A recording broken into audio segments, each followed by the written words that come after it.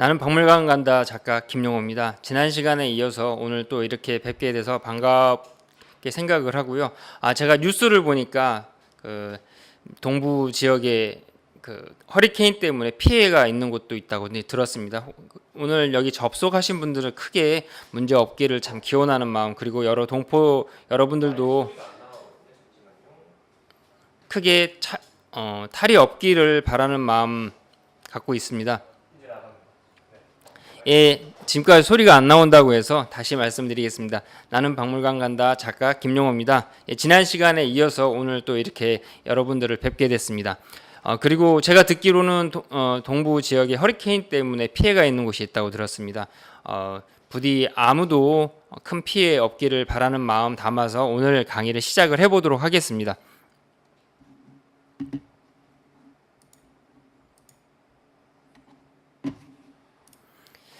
지난 시간에 이어서 저는 오늘 강의를 준비를 이제 옥에 대한 이야기를 준비를 했습니다. 그래서 생활 속 옥 표현들에 대한 이야기부터 시작을 해서요. 그리고 이제 돌과 옥에 대한 어떤 관념, 그리고 바위에 관련된 설화. 이 옥은 그 시작이 하나의 돌이잖아요. 그래서 바위, 돌 이것과 관련된 설화 혹은 이런 관념들을 한번 오늘 같이 이야기를 나눠보고요. 그리고 고대인들에게 이제 옥이라는 것은 어떤 의미를 갖고 있는지 그런 것들을 한번 또 보겠습니다. 그리고 이 한민족의 옥문화, 그리고 한국 역사 속에서 이 옥의 가치 이런 것들, 그다음에 홍사문화라고 하는 이제 옥 이야기하면 빠질 수 없는 홍사문화라고 하는 것까지 이제 쭉 이야기를 진행을 해보겠습니다. 생활 속의 표현들 중에 이제 옥과 관련된 표현들이 한국 사람들 그 언어 속에는 많이 담겨 있습니다. 예를 들면은 예쁜 손 이야기할 때 섬소목수 다 기억하실 겁니다. 그래서 이제 피부가 좋은 사람을 두고서 백옥 같은 피부다. 그다음에 이제 아이를 보면은 이제 막 갓 태어난 아이 옥동자 같다. 그 목소리가 너무 매끄럽다. 그래서 옥음이다. 옥루다, 옥골 선풍이다, 이런 그 옥에 대한 표현들을 이제 많이 쓰고 있는 것을 다 기억을 하실 건데요. 이 옥이라고 하는 것은 그래서 아름다움, 어떤 최상의 것 이런 것들을 표현하는 그런 그 극체 표현 방법 중에 하나가 바로 옥이었습니다. 이 옥이라고 하는 한자를 보시면은 이게 임금 왕자랑 좀 비슷하게 생겼는데 점이 하나 딱 찍혀 있어요. 근데 이게 원래 이제 상형 문자. 모양을 본따서 글자로 만든 건데, 그래서 구술을 줄에다 이렇게 꿰어 놓는 그 모양을 두고선 그 옥이라고 이제 썼다고 합니다. 그래서 우리가 이제 박물관, 한국에 있는 박물관 가면은 많이 볼 수 있는 이 옥으로 된 목걸이들이 있는데요. 이런 것들이 결국에는 이 옥이라고 하는 한자의 어떤 유래와 이제 닿는다고 이제 생각을 할 수가 있겠죠. 이제 옥에 대해서 우리가 이해를 하려면 이 옥에 대한 것과 이 돌에 대한 어떤 관념을 좀 이해를 해야 되는데요. 보석이라는 우리가 쓰는 보석이란 말, 이 사실 또 그 한자를 풀어서 보면은 귀한 돌이에요. 귀한 돌. 보석. 그래서 보석인 거죠. 영어와는 조금 뜻이 좀 다른데요. 귀한 돌, 지금은 이제 다이아몬드라든지 여러 귀금속들이 많이 있잖아요. 귀한 돌들이 많이 있는데, 옛날에는 그 귀한 돌 중에 가장 으뜸으로 쳤던 게 옥이었습니다. 그 옥이라고 했던 이유가 물론 이제 채광 기술이라든지 그다음에 그 보석들, 지금 우리가 사랑하는 애용하는 그 보석들이 발견되기 전에 좀 더 쉽게 접할 수 있었던 돌이었기 때문에 이제 옥에서 이제 보석이 시작을 했겠죠. 그래서 이제 이 돌에 대한 이야기를 할 때 제가 가끔 강의에서 이제 많이 언급하는 것 중에 하나가 출생의 비밀에 대한 이야기를 합니다. 출생의 비밀. 한국 드라마에서 많이 쓰는 소재 중에 하나죠. 출생의 비밀. 누구의 출생의 비밀을 오늘 이야기를 서두에 시작할 거냐면요. 손오공이라고 하는 캐릭터가 있어요. 다들 기억하실 겁니다. 손오공. 서유기에 나오는 주인공이죠. 그래서 이 서유기 내용을 가지고 드라마도 많이 만들어지고 애니메이션, 영화 엄청 많이 만들어지잖아요. 이 손오공의 부모가 누구인지라고 하는 걸 오늘 이야기에 이제 첫 시작으로 꺼내 보겠습니다. 손오공의 부모님이 누굴까요? 손오공 얘기는 잘 아시는데 손오공이 어떻게 탄생했는지를 잘 모르시는 분들도 많이 있어요. 그 앞부분 시작할 때 나오기 때문에 손오공의 고향 지금 중국에서는 이제 서유기의 배경 연운항이라고 해서 연운항시의 그 화과산이라는 곳을 어떤 특급 관광지로 놓고선 그 홍보, 그다음에 이 관광객 유치를 이제 한참 열을 올렸는데요. 물론 코로나 이전 얘기긴 하지만요. 이 손오공의 부모는 돌입니다. 정확히 표현하면 손오공이 어디서 태어나냐면 돌에서 태어나요. 그래서 돌 원숭이인데요. 뭐 정확하게 표현하면 이제 어머니가 돌인 거죠. 그리고 아버지는 하늘과 뭐 하늘 정도로 될 것 같아요. 그러니까 이게 결국에는 어떤 면에서는 이 돌에서 태어난 손오공이 이제 돛을 부리고 하늘을 날아다녔던 내용이 되는데요. 이것과 관련된 우리 역사 속에 이 인물이 있습니다. 뭐 이 이야기 들으면 돌에서 태어난 사람이 있어라고 싶은 생각이 들겠지만 이 기억을 잘 더듬어 보면 돌과 관련된 한 인물이 떠오르시는 분이 계실 텐데요. 우리 옛날 그 고분 벽화에 보면은 해와 달 1월이 그려져 있을 때 그 1월에 꼭 뭘 그리냐면 삼조고, 해의 그 상징 동물 삼조고와 그다음에 옥토끼, 그다음에 옥두꺼비를 같이 그려서 옥섬이라고 하는 것을 항상 같이 그렸습니다. 이 두꺼비, 이 개구리와 비슷한 이 두꺼비가 결국에는 어떤 1월 문화의 상징 어떤 캐릭터인데요. 그래서 그런지 고려 시대 때 청동거울을 보면 이 한 가운데 어떤 동물이 떡 엎어져 있냐면 두꺼비인지 개구리인지는 모르겠지만 그런 비슷한 동물이 이렇게 엎드려 있습니다. 이 내용이 이제 어떤 거에서 이제 거슬러 올라가 볼 수가 있냐면요. 삼국사기 이제 고구려 봉기에 보면은 이런 내용이 있어요. 임금님이 말을 타고 가는데 그 말이 큰 바위 앞에 서서 이게 눈물을 뚝뚝뚝뚝 흘리는 거예요. 그러니까 임금님이 좀 의아하죠. 얘가 왜 이러나. 근데 그래 이상하니까 그 바위를 들춰보게 했더니 그 바위 아래서 황금색 개구리 모양의 아이가 있는 거죠. 그래서 이 아이를 데려다가 이제 이 임금님은 하늘이 이 자식이 없는 나한테 선물로 준 거다라고 생각을 하고 이 아이를 데려다가 키워서 이 아이가 동부여의 태자가 됩니다. 그리고 나중에는 결국에는 임금님이 되죠. 이 이야기는 2009년도 한국 그 우체국에서 우정본부에서 그 기념 우표로 만들기도 했습니다. 그러니까 북부여의 당군께서 이제 당군이셨던 헤브로 임금님이시죠. 헤브로 임금님이 지금 이야기의 그 주인공 중에 한 사람인데요. 이 북부여를 다스리고 있었던 헤브로 당군께 고두마칸이라고 하시는 분이 이제 떠나라고 합니다. 이제 실권자예요. 고두마칸. 이 당시 졸본부여를 기억을 하시면 좀 이해가 빠르실 건데요. 졸본부여를 이제 일으키게 된 그 배경에는 이제 외적이 침입을 해왔고 그 외적을 이제 의병으로 일어나서 전부 다 물질러 버리시고 그리고 실제적인 어떤 군권을 지게 된 이 고두마칸께서 이제 이 원래 북부여의 계승자인 헤브루 당군께 떠나세요라고 이제 얘기를 하고 어쩔 수 없이 이제 떠나게 됩니다. 떠나게 되는데 떠나서 만든 나라가 이제 우리가 잘 알고 있는 동부여죠. 그래서 고주몽의 그 이야기가 이제 시작되는 무대이기도 했는데 이 헤브루 임금님이 떠나고 나서 이제 어떤 일이 벌어지냐면 길을 가다가 바로 그 바위에서 한 아이를 이제 말하자면 만나게 되는 거죠. 만나게 돼서 그 아이를 데려다가 키워서 동부여의 금화왕이 됩니다. 금화왕이 되는 이 이야기가 결국에는 그 내용을 가만히 보면은 좀 의아할 수도 있어요. 어떻게 주워온 아이를 어떻게 왕으로 만들지? 왜 수많은 신하들이나 국민들이 반대하지 않았을까라고 생각을 한번 해볼 수가 있는데요. 그 이유가 바로 이제 결국에는 그 당시 우리가 갖고 있었던 어떤 관념 때문에 그것이 통용됐다는 것을 우리는 알 수가 있습니다. 그것을 이해할 수 있는 하나의 어떤 그 전승되는 이야기 중에 하나가 몽골 샤머니즘에는 이 어머니 바위라는 게 있어요. 어머니 바위라는 게 있어서 이 바위 사람 형상의 바위에다 옷을 입혀놓고 굿도 하고 여러 가지 행사를 하는데요. 지금은 우리는 많이 없어진 문화 중에 하나가 뭐가 있냐면 예전에 아이가 태어날 때는 아이한테 태명을 붙여줄 때 돌과 관련된 태명을 많이 붙여줬다고 합니다. 뭐 차두리, 뭐 바위야, 뭐 돌쇠야, 뭐 이런 식으로 이제 태명을 붙여줬는데 그것이 이제 많이 없어지고 조선 시대 때는 이제 그 노비나 이런 그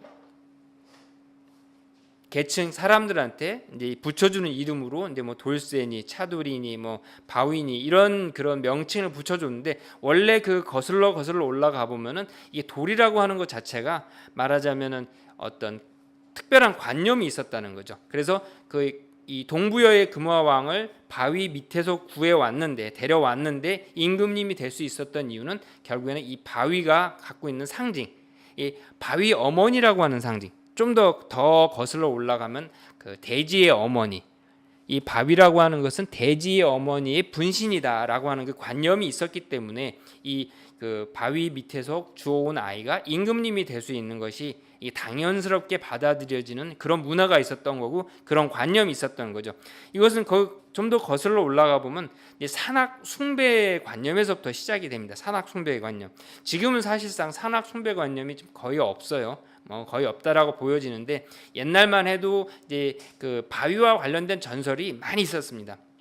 제가 사는 곳은 은평구인데 은평구 응암동이라는 곳에 살고 있는데요. 거기에 응암동이라고 하는 그 지명의 유래가 매바위, 매 형상으로 생긴 바위가 크게 산처럼 있었다라고 해서 매바위. 거기서 이제 응암동이란 말이 시작됐다고 합니다. 이런 식으로 뭐 장군바위니 무슨 바위니 제주도에도 가보면은 그 500 장군 바위라고 해서 그 멋진 그 바위 절경들이 있는데요. 뭐 바위와 관련된 전설들이 진짜 엄청 많죠. 이 많은 바위와 관련된 전설들이 통용됐던 이유가 바로 이 산악 숭배 이 관념 때문인데요.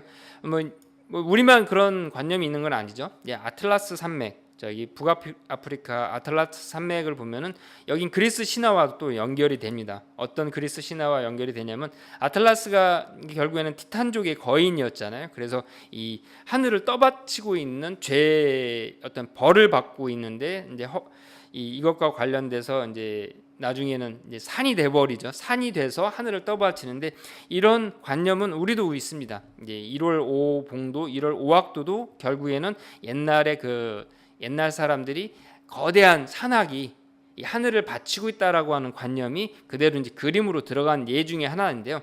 결국에는 산악 숭배 관념이라고 하는 것은 그 기본적인 내용을 보면은 산악은 어떻게 보면 신성하고 영험한 성지다라고 하는 그런 관념에서부터 시작을 합니다. 그래서 우리가 잘 알고 있는 이제 강화도에 가면 만이산, 참성단 있죠. 이것도 결국에는 이렇게 굳이 이제 강화도 이제 가보신 분들은 기억하실 텐데요. 생각보다 산에 올라가기가 쉽지가 않아요. 땀 엄청 흘리면서 올라가야 됩니다. 그렇게 고되게 아니 그냥 사람 사는 마을 가까이에 이런 제단을 만들면 쉬울 텐데 왜 굳이 그렇게 높은 산 위에 올라가서 그것도 돌로 이렇게 제단을 만들어서 하늘에 제사를 지냈는가를 생각을 해보면 뭔가 이유가 있었다는 거죠. 그게 바로 이 산악 신앙, 산악 관념이 있었기 때문에 이러한 이 수고를 아끼지 않았다는 것을 우리가 알 수 있습니다. 강화도 마리산 이제 참성단이라고 하는 이 글자를 보면요, 한자로 이 참호를 파다 할 때 이 참자하고 이제 성을 쌓다라고 하는 성자를 써서 이 참성단이라고 이제 부릅니다. 이 이유가 뭐냐면 이게 천단, 하늘에 천재를 올리는 단을 쌓을 때 이 옛날부터 우리 고조선 그 이전부터 내려오는 전통인데요. 산 꼭대기에 흙을 고르기 때문에 참이라는 글자를 썼고요. 그다음에 돌로 이 제단을 쌓는다는 의미 때문에 이제 성자를 써서 참성단이 되는데요. 물론 별성자를 쓰기도 합니다. 이제 이것이 결국에는 이 강화도 만이산이라고 하는 그런 산 꼭대기에 이렇게 제단을 쌓는 이 문화 자체, 이런 어떤 이 역사적인 현장 자체가 결국에는 우리가 그 대대로 이어온 산악 숭배 관념이 그대로 이제 투영됐다는 것을 알 수가 있는 단적인 어떤 증거라고 할 수가 있습니다. 그래서 산악 신앙이라고 하는 것은 산 꼭대기라고 하는 것은 신이 사는 곳과 가장 가까운 곳이라고 생각을 했습니다. 인간이 올라갈 수 있는 가장 가까운 곳. 그러다 보니까 반대로 또 신이 가장 먼저 내려오는 곳으로 생각을 했어요. 그래서 이 하늘 어머니 신이 내려오신 성지라는 그런 관념 때문에 이 산악이라고 하는 것은 결국에는 어머니 천지 어머니, 하늘 어머니 신앙과 이렇게 연결이 됩니다. 이제 이게 더 거슬러 올라가면 이제 마고 신앙과도 이제 연결이 되는데요. 그래서 태백산 뭐 제천단이라든지 뭐 노고단이라든지 이런 것들이 이제 있는 이유들이 바로 이런 것과 이제 연결이 된다는 것을 우리가 생각을 해볼 수가 있습니다. 이건 고구려 벽화에서도 이런 그 모습을 만날 수가 있습니다. 평안도 남포시 와우구역이라고 하는 곳에 가보면은 감신총이라고 하는 고구려 무덤이 있습니다. 그 무덤에 보면은 벽화들이 이게 쭉 펼쳐져 있는데 그 벽화 중에 저 천정 쪽에 이런 그림이 하나 있습니다. 어떤 그림이냐면 산들이 첩첩산중으로 쫙 펼쳐져 있고 거기에 이제 대가 이렇게 쭉 놔져 있습니다. 그 대 위에 어떤 여성이 이렇게 가운데 딱 자리하고 있고 좌우로 기둥이 있고 그 옆에 그 여성을 시봉하는 듯한 여인들이 이렇게 있습니다. 근데 그 여인들의 옷을 보면 뒷부분이 살짝 삐쳐져 있어요. 이 삐쳐져 있는 모습이 뭐냐면은 사실은 새 꼬리를 이제 형상화를 합니다. 왜 새 꼬리인지는 이제 뒤에서 설명을 드릴 건데요. 그 누대 아래쪽에 보면은 아래쪽 이제 오른쪽에 보면은 이제 구름들이 막 날아다니고요. 그리고 한 여성이 이 새를 타고 날아가는 장면이 같이 있습니다. 이 첩첩산중 산악 위에 이제 좌대에 앉은 여인 이게 누굴까요? 이제 이것을 이제 지금까지 이야기 드린 걸로 보면은 마고 여신 혹은 서왕모 그것도 아니라고 하면 우마이 뭐 이 정도 될 수 있을 것 같습니다. 이제 이 셋 중에 누구일 수도 있고 이 셋 다 아닐 수도 있어요. 근데 중요한 것은 이제 이 천신 천모 하늘의 어머니가 이 산 꼭대기에 내려와서 인간 세상에 이렇게 영향을 미치는 이러한 관념들이 옛날부터 있었고 고구려 벽화에도 그런 관념들을 이렇게 그림으로 그렸다는 것을 우리가 알 수 있는데요. 물론 학자들은 서왕모라고 하는 인물을 이제 여기 이 무덤 벽화의 주인공으로 이야기를 합니다. 어쨌건 우리는 이런 그 여신에 대한 그 전설이 참 많이 있는데 설악산 가보셨을 거예요. 설악산 가보셨죠? 설악산에 가보면은 비선대라고 하는 그런 이 바위 암벽들이 있어요. 암벽이라고 해야 될까요? 이 암산이 있는데 암벽산에 대한 전설이 뭐가 있냐면 이 마고 신선이 논일다가 하늘로 올라갔다는 전설이 있어서 비선대라고 합니다. 이렇게 우리 이 산악에는 많은 이 여신에 대한 전설이 많이 있고요. 특히 이제 마고 여신 같은 경우에는 재밌는 설화가 이쪽 남해안 지역에 많이 있어서 섬이 탄생하는 이유가 이 마고 여신께서 힘을 딱 아랫배에 힘을 주니까 이 대변이 뚝 떨어져 갖고 섬이 됐다라고 하는 이런 전설이 이제 많이 있고요. 그다음에 뭐 제주도 같은 경우는 설망대 전설 뭐 이런 것들이 다 결국에는 마고 여신과 쭉 연결이 됐는데 어쨌건 이 산악 신앙이라고 하는 것이 이제 하늘에서 내려온 여신성 이제 여신인 거죠. 그리고 이제 그 여신성께서 이제 인간 세상에 이 영향력을 미치게 되는 땅 어머니로서의 역할을 해주시는 그래서 인간 세상을 보살피는 이야기로 이렇게 이제 변해갑니다. 그래서 뭐 카자흐스탄 뭐 이제 중앙아시아 이제 이쪽에 가보면은 이제 여신 우마이에 대한 전설이 많이 있습니다. 우마이에 대한 전설 이제 하늘 천신 탱그리 그 탱그리의 부인이신 우마이 뭐 이런 식의 이제 부부 관계로 그리기도 하고 우마이만 딱 떼서 이제 하기도 하고 그리고 여러 가지로 이제 이 우마이 전설들이 많이 있는데요. 근데 재미있는 것이 이 우마이가 갖고 있는 전설 이전에 이 우마이라고 하는 발음을 보면은 이제 영어로 제가 우마이라고 적어놨는데 사실 그 어머니하고 발음이 비슷합니다. 우리 이제 그 사투리에 보면은 이제 어마이 뭐 이런 표현들이 있죠. 그래서 엄마와 상당히 맥이 닿는 발음을 갖고 있어요. 그래서 우리와 또 이런 발음적인 부분에서 좀 뭔가 맥이 닿아 있지 않을까라고 생각이 드는데 이 실제로 이 어머니 역할을 많이 합니다. 근데 어떤 어머니 역할을 하냐면 삼신 할머니 역할을 많이 해요. 그래서 아이가 태어나고 아이를 점지해주고 아이를 낳게 해주고 아이가 잘 크게 해주고 그래서 이 그 중앙아시아의 옛날 뭐 지금은 많이 없어졌다고 하지만 옛날에는 이 아이의 요람에다가 조그만 화살과 활을 이렇게 달아줬다고 해요. 그 이유가 뭐냐면 이 우마의 여신께서 활과 화살을 들고 아이를 괴롭히는 악신들을 이렇게 화살로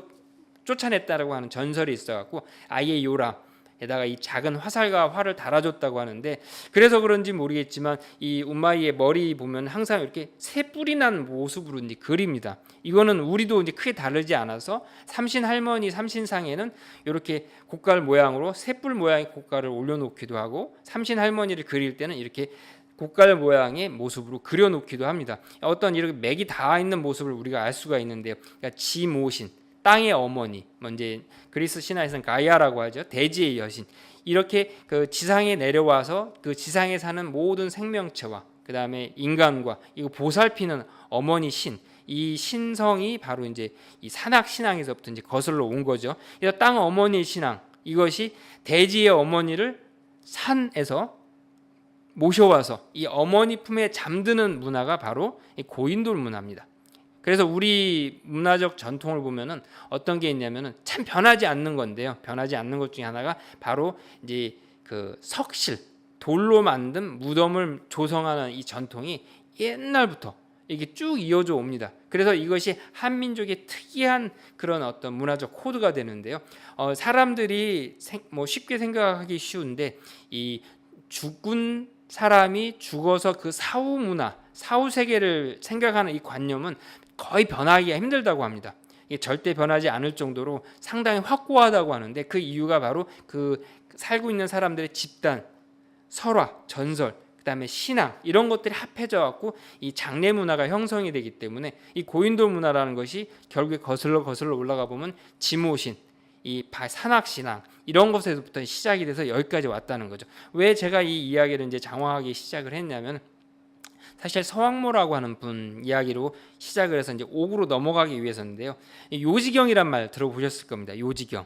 요지경, 이 요지경 세상이다라고 하는데, 사실은 요지경이란 말은 어디서 나왔냐면 이 서왕모가 사시는 곳이 요지연이라고 하는 연못이 있대요. 그래서 이 요지경이라고 하는 곳에서 신선들을 모아놓고 잔치도 벌이고 했다라고 하는 그런 옛날 전설들이 많이 있습니다. 그래서 요지경이라고 하는 것은 신선들의 세계상에서 벌어지는 진짜 기화이초, 진짜 이상한 풀, 멋진 그런 그 풍광, 그리고 먹으면 절대 죽지 않는다고 하는 천도복숭아, 이런 것들이 이렇게 펼쳐져 있는 신선세계 를 그려서 요지경이라고 이제 불렀는데, 그래서 옛날 우리 조선 시대 때까지만 해도 왕실에서 이 요지연도, 이 서왕모가 이 신선들과 잔치하는 그림들을 되게 애지중지해서 많이 그렸다고 합니다. 그래서 이제 고궁박물관에 가 보면은 이 요지연도가 전시하고 있는데요. 이 요지연도의 내용은 이제 서왕모께서 이 주나라 모광이라는 사람을 이제 맞이해서 신선들을 불러갖고 잔치하는 그런 그림입니다.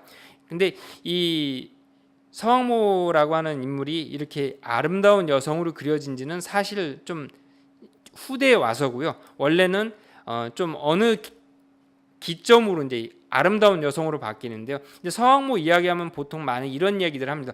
그 중국 전설 아니에요? 그 중국 신선 아니에요? 이런 이야기들 하는데, 서왕모가 과연 누구인지를 한번 보겠습니다. 서왕모의 원래 모습입니다. 어떤 모습이냐면요. 이제 사람을 얼굴은 하고 있는데 노파예요. 아주 할머니예요. 쭈구렁 할머니. 그리고 이제 표범 꼬리를 갖고 있고, 이빨은 엄청 날카롭고, 혀에는 가시가 돋쳐 있고, 그다음에 호랑이 이빨을 가지고 있고, 이제 파랑새가 날라와서 이 짐승들을 이렇게 떨구고 가면 그걸 먹는다라고 해서 상당히 무서운 형상으로 그렸어요. 제가 지난 시간에 한 거 혹시 기억하실지 모르겠습니다. 이 한족들, 차이니즈, 중국 사람들은 옛날부터 동이족의 영웅들은 어떻게 그렸냐면, 보통 사람으로 그리지 않고 뭔가 이렇게 살짝 비틀어 놓는 그런 특징들을 갖고 있습니다. 이 서왕모의 서자라고 하는 것이 서쪽을 상징을 해요. 서쪽. 이 서쪽이라고 하는 것은 어떤 정신을 갖고 있냐면, 어떤 형벌, 그다음에 재앙, 그리고 이제 그 죽음, 이런 것과 좀 관련이 있습니다. 그래서 이 서왕모라고 하는 인물이 이 어떤 그 전설을 갖고 있지만, 사실상 그 본질에는 어떻게 보면 죽음을 주관하는 무서운 그런 이 인물이었습니다. 그러다 보니까 이제 이 두려운 존재다 보니까 어떤 괴수로 그렸는지는 모르겠지만, 사실상 이 한 나라 때 한 임금님이 이분께 기도를 했더니 꿈에 나타났어요. 어떻게 나타났냐면 엄청 아름다운 모습의 여인으로 나타난 거예요. 시종들을 이렇게 데리고서. 그때부터 이제 중국 사람들은 서왕모에 대한 그 관념이 확 바뀌게 됩니다. 전에는 괴물이었다가 괴수였다가 이 이후로는 왕이 사랑한 여인, 왕이 사랑한 신선이 되어버렸어요. 그래서 이 이후로는 아름다운 여성으로 그리기 시작을 합니다. 그래서 뭐 이제 신선들의 어머니, 왕 신선 뭐 이런 의미로 선모 뭐 이렇게 표현을 하게 됩니다. 근데 사실은 이 서왕모와 관련된 본질은 두려운 존재인데 이 서왕모가 머리에 꼽았던 그 장식품이 하나 있어요. 머리 꾸미개가 하나 있는데 옥승이라고 합니다. 옥으로 만들었다고 해요. 근데 이 옥 머리 꾸미개가 결국에는 왕이 사랑한 그 캐릭터다 보니까 이제 중국 전역에 유행을 하게 됩니다. 그래서 그 당나라 때까지만 해도 이 옥승이 이 여성의 무덤에서 많이 발견됐다고 해요. 옥으로 된 머리 꾸미기인 거죠. 사실은 서왕모에 대한 두려움과 함께 귀신들도 두려워했다고 하니까요.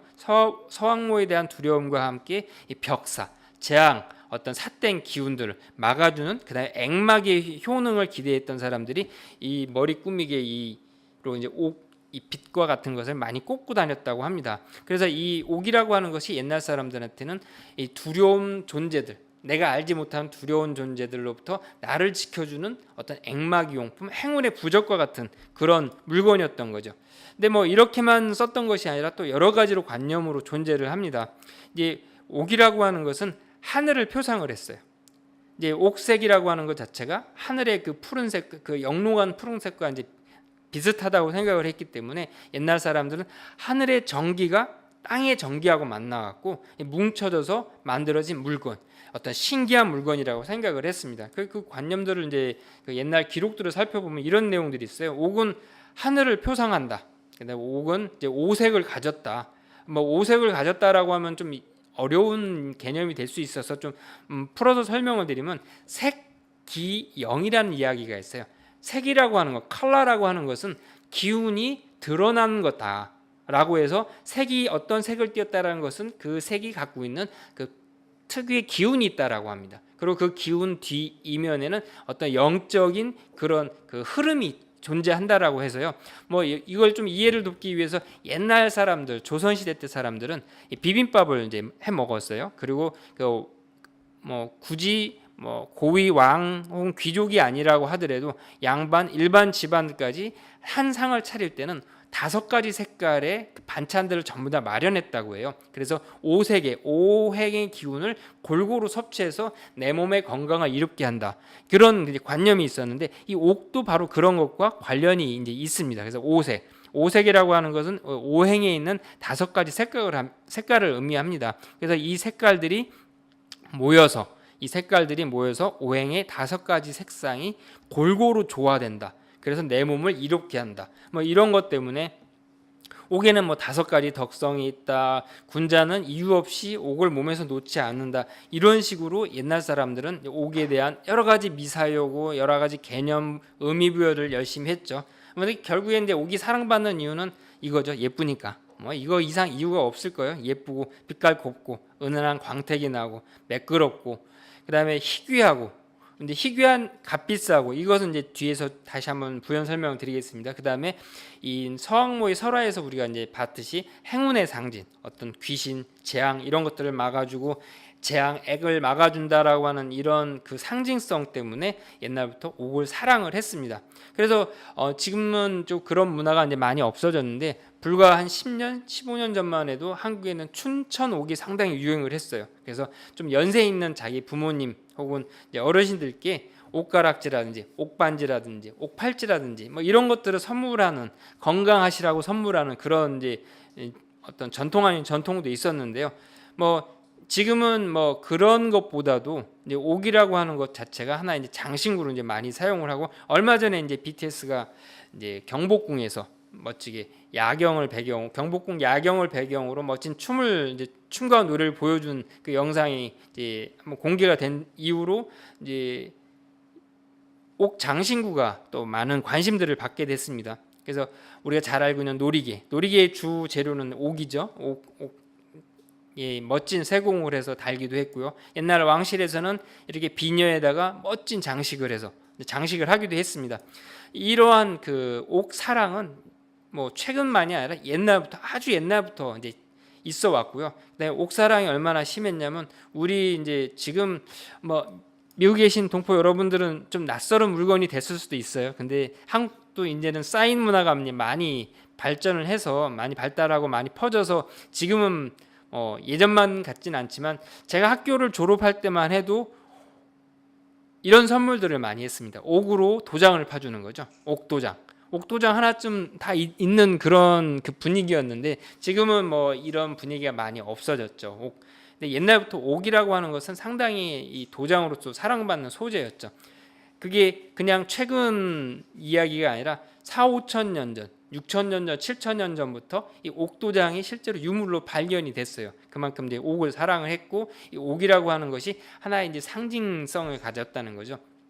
지금은 이제 우리가 많이 쓰는 말 중에 아이콘, 로고, 뭐 이런 표현들이 쓰잖아요. 이런 표현들을 쓰는데, 이 결국에는 그 당시에는 바로 이 도장이 그런 역할을 했었어요. 상징물이었던 거죠. 로고이자 아이콘이자 이런 상징으로 썼던 것이 이제 옥 도장이었는데요. 이것이 쭉 이어져서 뭐 도장뿐만이 아니라, 우리 지금 제가 보여드린 사진에 나오는 이 옥기들은 이 남한 전역에서 발견된 것들입니다. 그것도 뭐 그냥 1, 2천 전 것이 아니라 3천년, 4천년, 5천년 전 그 이제 무덤 혹은 유적에서 이제 발견된 옥들인데요. 이렇게 옛날부터 옥들을 사랑을 했고, 뭐 이제 발달된 곳에서는 이제 홍산 문화에서 발견된 옥들이죠. 이렇게 이제 이런 멋진 옥들이 발견이 됩니다. 이게 이제 유물로만 발견이 되니까 현실감 있게 와닿지 않아서, 제가 한번 이 책을 쓰면서 이런 그림을 한번 그려봤어요. 그런 옥들을 몸에다 치장을 하는 거죠. 우리 지금 다이아몬드 목걸이를 걸고 루비 사파이어 귀걸이를 걸고 하는 것과 같이, 이런 옥들을 가지고 옛날 사람들은 아마 이렇게 몸에 치장을 했을 거라고 생각을 합니다. 물론 이건 제가 그림은 여성적인 그림을 그렸는데, 남성들도 많이 이렇게 치장을 했어요. 조선 중기까지만 해도 남성들이 귀걸이하고 반지 끼고 화장하는 게 전혀 이상하지 않았다고 합니다. 이런 것을 봤을 때 이 옥 보물, 보석들을 아마 남자나 여자 모두 이렇게 치장을 했을 거라고 생각을 합니다. 근데 옥이 이제 상당히 귀하다고 하는데, 왜 옥이 귀할까요? 옥이 왜 비싸고 귀한지 이제 간략하게 말씀을 드리면, 옥은 그냥 아무 데서나 주울 수 있는 게 아니에요. 길바닥에서 발에 채이는 돌이 아니라, 사실은 옥이 나는 곳이 제한이 돼 있다라고 해요. 중국에서도 보면 옥 산지들이 정의되어 있어요. 신강, 화천, 그다음에 수암, 이렇게 몇 군데에서만 나고, 그 지금은 옥을 너무 사람들이 사랑하다 보니까 그 옥 광산에 옥이 이제 고갈이 됐다는 얘기가 있을 정도로, 이제 우리나라는 제대로 된 큰 옥 산지가 없습니다. 물론 이제 자그맣게 있는데, 중국만큼 거대한 이제 옥 산지는 없는 상황인데, 이제 개중에 그래도 발견이 되죠. 이 옥이라고 하는 것은 이제 암석 덩어리이기 때문에, 운이 좋으면 아주 큰 덩어리를 만날 수도 있고, 운이 나쁘면은 며칠 동안 땅을 파도 이 조각조차도 만날 수 없는 경우들이 많이 있어요. 그래서 옥 광산에서 옥 이 덩어리를 하나 만난다는 것은 상당히 쉽지 않은 장시간의 노동 끝에 얻을 수 있는 어떤 행운의 또 이 결과물입니다. 근데 이것을 가져다가 이제 또 열심히 이제 우리가 쓸 수 있는 그런 보물같이 세공을 해야 되는데, 세공하다 보면 사람인지라 실수하면 깨지기도 하고요. 다 만들어서 이제 마지막에 그 마무리만 하면 되는데 툭 잘못 쳐서 깨져버릴 수도 있고요. 그냥 이만한 덩어리 가져다가 하루 종일 며칠 동안 세공을 했는데 깨져서 다시 시작을 해야 되는 경우도 있는 거죠. 이렇게 원석을 발견해서 세공하는 데까지 그 시간 동안 시행착오, 그리고 또 암석이다 보니까 안에 결이 생기거나 그러면 겉에서 볼 때는 아무런 문제가 없는데, 딱 손에다 꼈더니 쨍 하고 나가버리는 경우도 있습니다. 이렇게 옥이라고 하는 것은 흔하지 않은, 그러면서도 세공하기도 쉽지 않고 구하기도 쉽지 않은 그런 어떤 원천적인 그런 한계를 갖고 있기 때문에, 그래서 부르는 게 값이라고 합니다. 그래서 금보다도 뭐 더 비싸다라고 하는 이유가 바로 이 재료를 구하기 어려운 그런 이유도 있고, 세공도 어려운 이유가 있고요. 그래서 북경 올림픽 때는 이 중국 정부에서 모든 메달 뒤에다가 옥을 다 박아 넣었어요. 엄청나게 플렉스 하는 거죠. 요새 말로 플렉스. 한국에서 많이 쓰는 이제 표현인데요. 자랑한 거죠. 이제 옥이 이 한국 그 당시 이제 중국 문화의 어떤 상징성을 강조하기 위해서 메달마다 이제 끼워 넣었으니 아마 제 생각에는 북경 올림픽 메달이 제일 비싸지 않았을까. 역대 올림픽 이래로. 이렇게 많은 옥들을 몇천 개의 그 메달마다 이런 옥들을 박아 넣기 위해서 버린 옥은 얼마나 많으며, 제가 자료를 찾아보니까 이 옥 광산 옥 이 재료를 수급하는 사람들이 불만들이 엄청 많았더라고요. 왜냐하면 전부 다 이 메달을 만들기 위해서 징발을 당하니까 맘대로 팔 수도 없고, 이게 자기가 좋은 작품 만들려고 꼬부쳐뒀는데 결국엔 다 털려버리는 그런 이야기들을 이제 많이 접했는데요. 이렇게 이 옥이라고 하는 것은 귀하기도 귀하지만은 항상 구할 수 없다라고 하는 그런 어떤 재료의 한계성 때문에 이렇게 옥이 참 귀합니다. 그리고 옛날 시절 그 이제 우리 금속 도구가 발견되기 이전에 이 옥을 어떻게 가공을 했을까? 아까 봤던 옥들이 전부 다 금속 도구가 발견되기 이전에 만들어진 옥들인데요. 어떻게 했을까로 이제 이야기를 넘어가 보겠습니다. 사람들이 궁금했어요. 금속 도구도 없던 시절, 지금은 뭐 금속 도구가 많이 발전하고 여러 가지 도구들이 기계들이 발전해서 이제 수월하게 옥을 만들었는데 옛날에는 그 옥을 어떻게 만들었을까?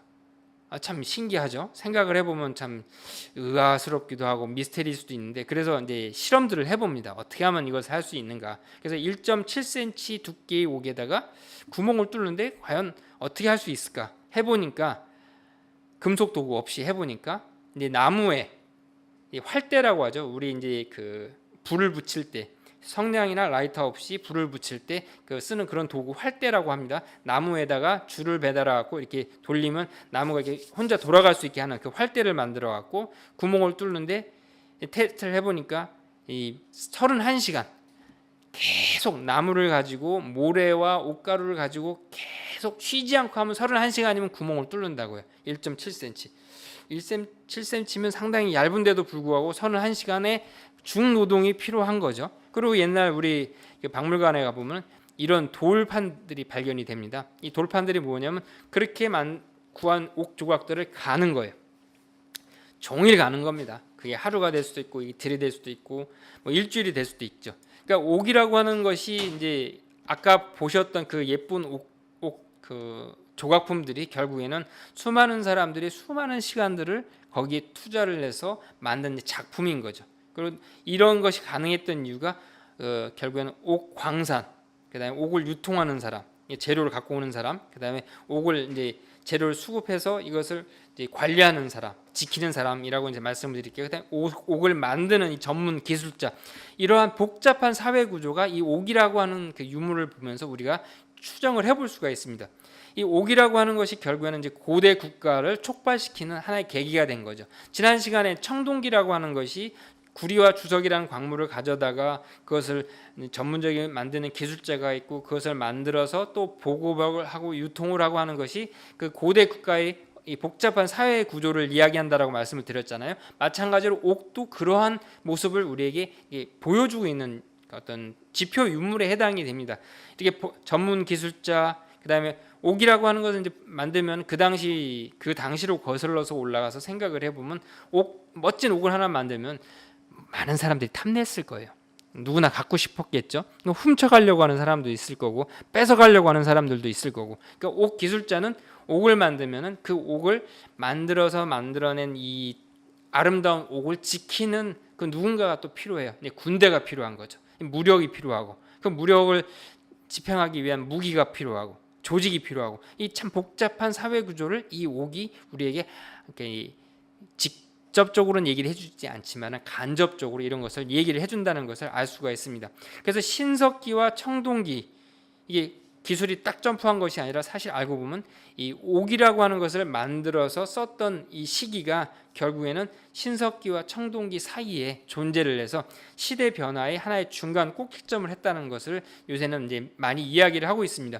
이때는 이제 구리하고 석기를 같이 쓰는 시기예요. 이 옥, 이렇게 아름다운 옥으로 밭갈고 뭐 이렇게 할 수가 없잖아요. 이 귀한 건데 부러지고 그러면 안 되니까 실제 농사는 돌과 그다음에 나무를 써서 이제 농사를 짓고 실제 무기는 구리와 청동을 써서 무기를 만들고 옥은 이제 특이한 경우 어떤 귀족이라고 할까요? 귀족들 혹은 하늘의 제사를 드릴 때 쓰는 그런 도구로 썼다는 것을 이제 그 유적을 통해서 알 수 있습니다. 설문해자라고 하는 중국 책이 있어요. 거기에 보면은 이 신성한 무당은 옥으로 신을 섬긴다 이런 말이 있어요. 고대 사회의 지도자들, 뭐 우리가 많이 들었던 이야기 중에 이런 얘기가 있어요.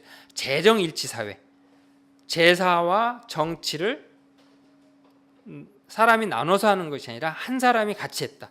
그러니까 결국에는 임금님이 결국에는 무당이었다는 얘기죠. 그러니까 재정일치 사회에 이제 제례, 어떤 예법에 관련된 행사들, 이벤트들은 다 옥기를 사용했다는 것을 알 수가 있습니다. 그래서 옛날에 그 예라고 하는 한자를 이제 뭐 물론 이렇게 해석을 하는 것은 최근에 옥이라고 하는 것이 부각받으면서 이런 해석이 이제 새롭게 나오고 있습니다. 이렇게 이제 그 한자 옥 예자라고 하는 것은 이제 좀 글자를 나눠서 보면은 요런 곡자라는 글자가 있어요. 이 곡옥이라고 이제 우리가 많이 쓰는 그런 구분 옥을 표현하는 글자이기도 하는데요. 이 두라고 하는 것이 콩두라고 쓰는 글자인데 원래는 이 제기, 이 두형 제기를 상용한 글자라는 이야기도 합니다. 이것을 보이게 펼쳐놓다라고 해서 예법이라고 하는 것이 결국에는 옥을 가지고 하는 어떤 이벤트 퍼포먼스였다라고 하는 그런 그 유래를 주장하시는 많은 학자들이 요새 이제 나오고 있습니다. 그래서 이 그 주역 설계전에 보면 이 건위옥이다. 하늘은 옥으로 표현한다. 옥으로 이렇게 표현한다라고 표현합니다. 무슨 말이냐? 색깔이 옥색. 옥색이라고 하는 것이 이 청명한 하늘색을 상징하기 때문에 이 옥과 이 하늘과 건위옥이라는 말을 썼던 것 같습니다. 이것과 관련돼서 이 옥은 그래서 이 상징성을 이제 많이 갖는데 우리 역사 속에는 우리 역사 기록 속에는 이 천사옥대라는 것이 등장을 합니다. 천사옥대. 천사 엔젤이 뭐 옥을 뭐 어떻게 했나? 뭐 이런 글자만 딱 봤을 때 그렇게 이해가 되죠. 그러니까 하늘이 내려준 옥 허리 장식 뭐 이렇게 이해를 하시면 좋을 것 같아요. 이 전통 때문에 이제 옥대, 옥으로 만든 허리띠를 많이 만들어서 썼습니다.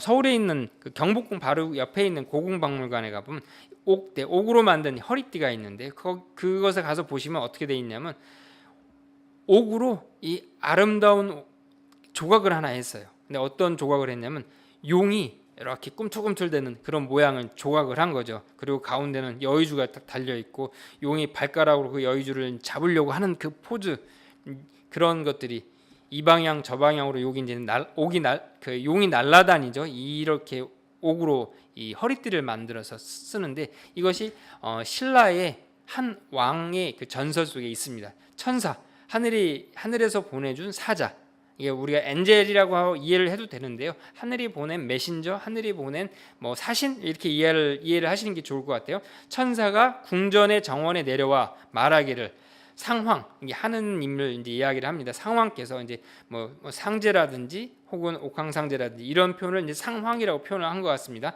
상황께서 나에게 명하여 이 이제 하늘에서 보낸 사신에게 명하여 이 옥대를 전하라고 하였습니다. 당신한테. 그래서 왕이 친히 꿇어 앉아서 받았다. 그래서 이 진흥왕의 보물로 이 삼국사기 한국유사에는 기록이 돼 있어요. 그래서 신이 인정한 지위, 신이 그 옥 허리띠를 선물할 정도로 왕권이 강력했다.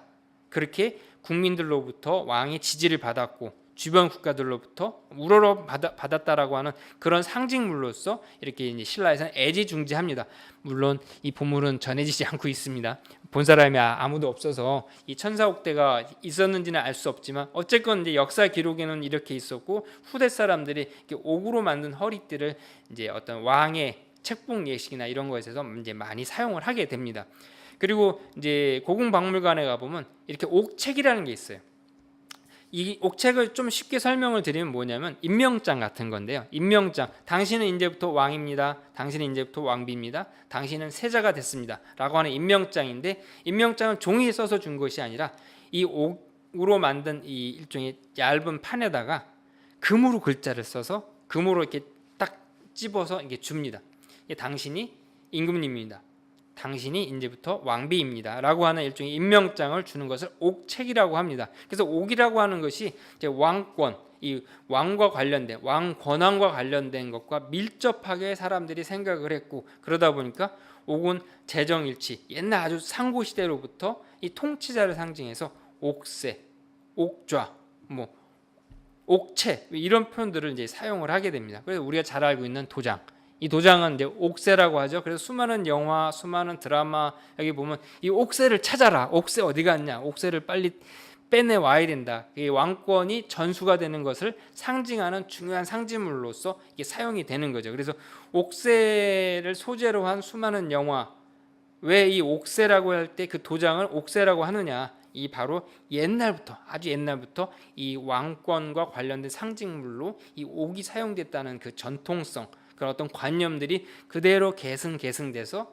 최근에 있는 조선 왕조 때까지 이 지구상에 있는 수많은 왕조들 중에 동아시아의 특히 왕조들은 특히 이 옥새라고 하는 것에 왜 집착을 했는지를 우리가 이해를 해볼 수가 있습니다. 거기서 한 걸음 더 나가서 종교성으로서 옥은 어떤 3개 통치자, 옥황상제라든지 옥경이라든지 이런 말을 표현할 때도 이 옥이라는 글자를 써서 이제 최상의 최고의 그런 표현으로 이렇게 옥이라고 하는 글자를 사용을 했습니다. 이제 무덤에서 특히 이제 옥들이 많이 발견이 되는데요. 이제 한국 중심으로 이야기를 해봤다면 조금 이 분위기를 좀 바꿔서 멕시코 얘기를 좀 한번 해볼까 합니다. 멕시코에 파칼 왕이라는 사람이 있었다고 해요. 이제 이 파칼 왕의 그 무덤에 그 나온 이 옥에 대한 것과 낭랑국 평양 쪽에 있는 낭랑국 무덤에서 나온 옥들과 좀 비교를 해서 말씀을 드리고 싶은 것들이 있어서 이제 준비를 해봤습니다. 멕시코 그 이제 그 밀림 속에 가면은 팔랑케 유적이라고 있다고 해요. 이제 신들의 도시라고 얘기하는 팔랑케 유적이 있는데 거기 보면 이런 피라미드가 이렇게 서 있어요. 이 피라미드 이야기 한 번씩 들어보셨을 거고 UFO 이야기 좋아하시는 분들은 아마 한 번쯤은 들어보셨을 것 같은데 여기 이 피라미드 안에 가면은 거대한 석판으로 덮은 이제 관이 하나 이제 발견이 됐다고 합니다. 그 관 속에서 이 파칼 왕이라고 하는 사람이 이제 왕의 그 무덤이었죠. 무덤이고 그 관 속에서 파칼 왕의 이제 시신이 나왔는데 그 시신을 보니 옥으로 된 마스크를 쓰고 있었어요. 옥으로 된 마스크, 옥으로 된 장식들을 막 온몸에 치장을 하고 손에는 옥으로 된 반지를 끼고 손에는 옥으로 된 이 구슬 같은 거를 손에 쥐고 있고 이렇게 항문, 입 이런 데는 옥으로 이렇게 막고 이런 이 상황 이런 모습으로 이제 발견이 돼서 이제 전 세계적으로 유명을 해졌죠. 사실 이거보다 더 유명한 거는 그 석판에 이제 UFO랑 관련된 것이 이다 아니다 뭐 이런 것 때문에 더 유명해졌다라고도 주장하는 사람들이 있는데 뭐 오늘은 옥 이야기하는 거니까 그 얘기는 오늘 안 하겠습니다. 그 이 옥으로 된 마스크가 나오고 옥으로 된 구슬, 옥으로 된 이런 것들, 반지, 그 다음에 함옥, 입에다가 무는 옥, 이런 것들이 이제 발견이 됩니다.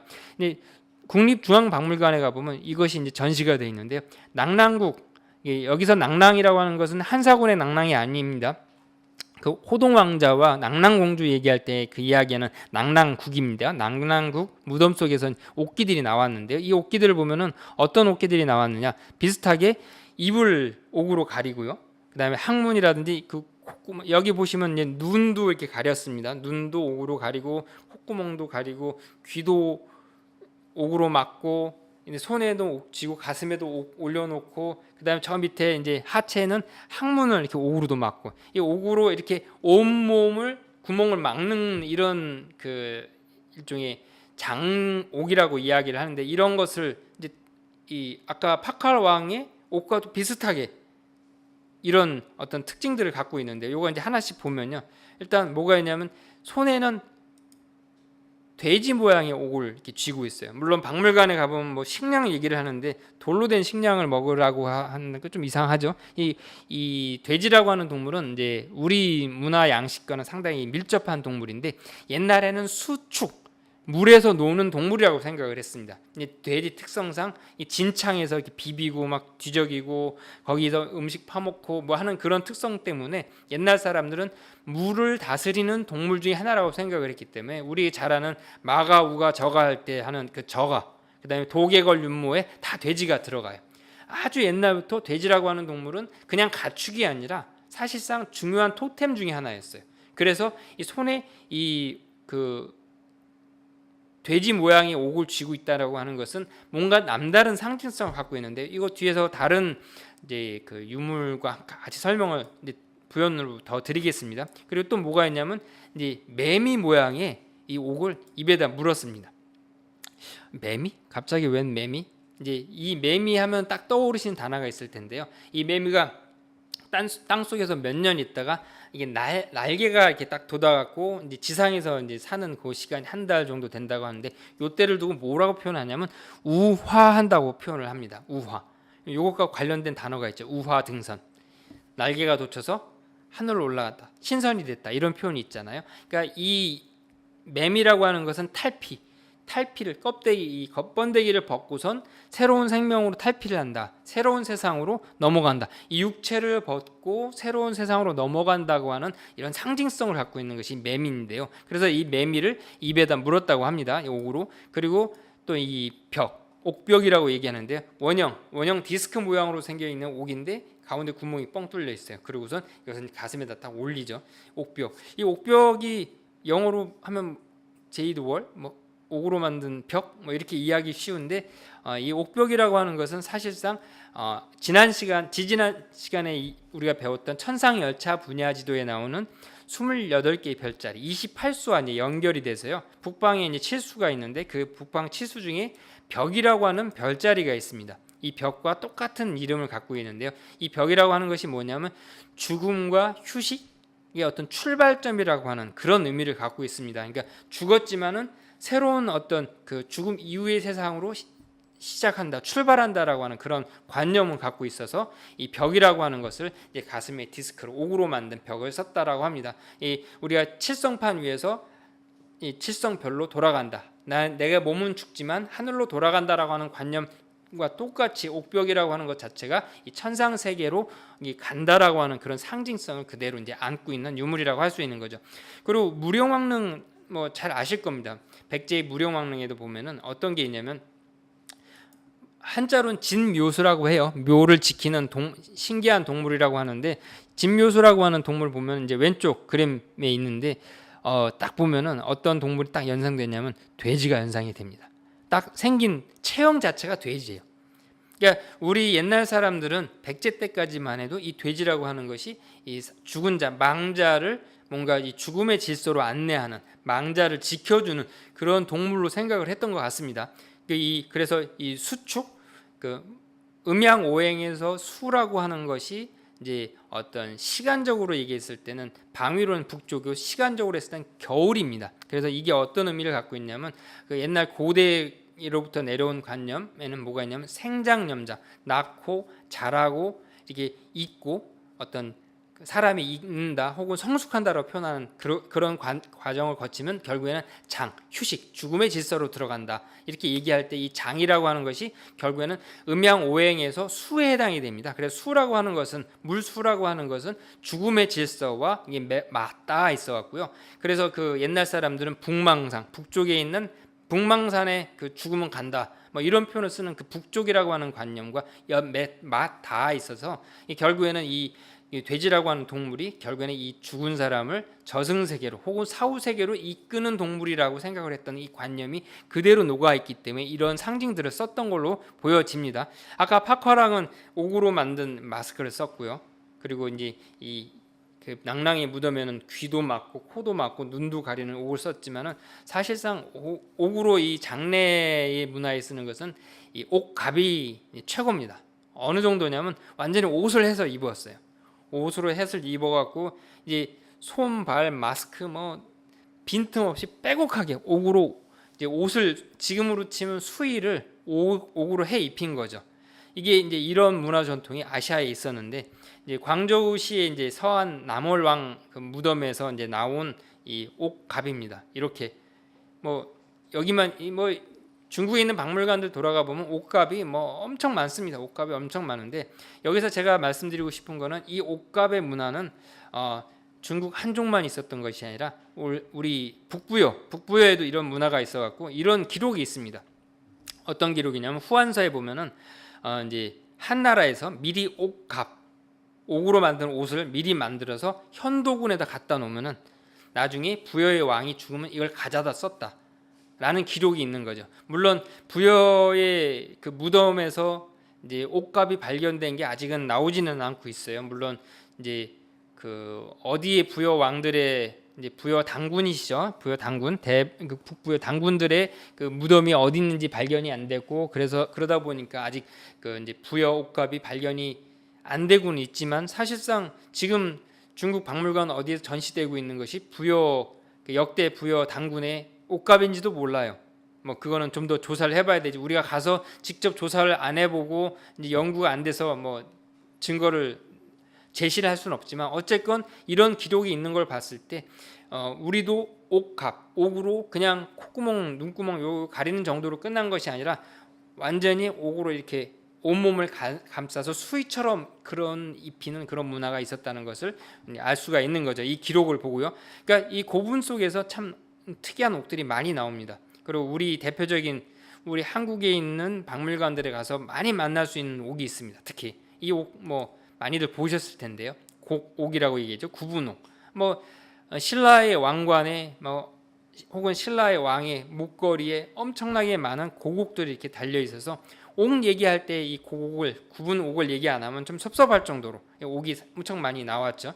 이 옥은 뭐 엄청 많이 나와서 뭐 몇백 개, 몇천 개까지 나왔다는 그 이야기가 있는데, 뭐 이 옥들의 개수를 뭐 이루 셀 수 없을 정도로 많다고 합니다. 그러면 이 옥이 과연 어떠한 그 상징성을 갖고 있는지 우리가 이제 좀 생각을 해봐야 되는데요. 딱 보시면은 이제 수많은 요새 최근에 학자들이 태아 같다 뭐 이런 표현을 쓰기도 합니다. 진짜 어떻게 딱 보면 태아의 모습 같기도 해요. 태아의 그 이제 태죠. 그 뱃속에서 막 생명체가 생겼을 때 모습 같기도 하죠. 근데 옛날 사람들이 과연 그 막 생명이 태어날 때 이렇게 해부를 해서 이런 태의 모습을 확인했을까 싶은 생각이 들어서, 과연 사람의 태라고 생각을 할 수 있을까 뭐 좀 의심스럽긴 하는데요. 옛날 사람들의 어떤 표현을 보면 갑골문에 용이라고 하는 것을 이렇게 표현을 했습니다. 약간 C자형으로 생기죠. 근데 나중에 좀 이따가 이제 같이 볼 C자 용들을 봤을 때 이 용과 관련된 것과 관련이 있지 않을까. 그래서 이 음양오행의 물수와 관련돼서 어떤 왕권, 뭐 번영, 태아 혹은 태극 뭐 이런 것으로 설명을 합니다. 뭐 딱히 이 고곡을 만든 사람들을 우리가 만나서 설명을 듣기 전에는 이 고곡이 뭘 의미하는 거예요라는 그 질문에 대한 확답을 얻기는 좀 힘들 것 같지만, 어쨌건 이러한 상징성을 갖고 있고 이러한 여러 가지들이 좀 비슷한 그 맥이 있다라는 것을 우리가 좀 알 수는 있습니다. 우리 한민족 역사에서 그럼 옥이 차지하는 자리를 이야기를 해야 이제 좀 마무리가 될 것 같습니다. 옥에 대한 이야기를 좀 마무리 짓기 위해서 이 옛날 상고 역사 속에서 이 옥이라는 것이 어떤 자리를 차지하는가를 같이 한번 보겠습니다. 중앙박물관, 국립중앙박물관 이촌역에 있는 국립중앙박물관에 가본 이런 뜬금없는 지도가 하나 딱 전시가 돼 있어요. 설명도 없이 화살표 2개 있고 원형 뭔가가 이렇게 딱 걸려 있어 숫자 7이 딱 박혀 있죠. 요 지도를 이제 한국에 있는 박물관 가서 보신 분들이라고 하면은 한 번쯤 보셨을 수도 있고 그냥 쓱 지나쳐서 그런 지도가 있었는지도 모르시는 분들도 있을 것 같은데, 이 지도를 오늘 좀 부연 설명을 드리겠습니다. 원래 요 화살표가 만나는 곳에는 고성이라는 곳이 지명이 나와야 됩니다. 고성.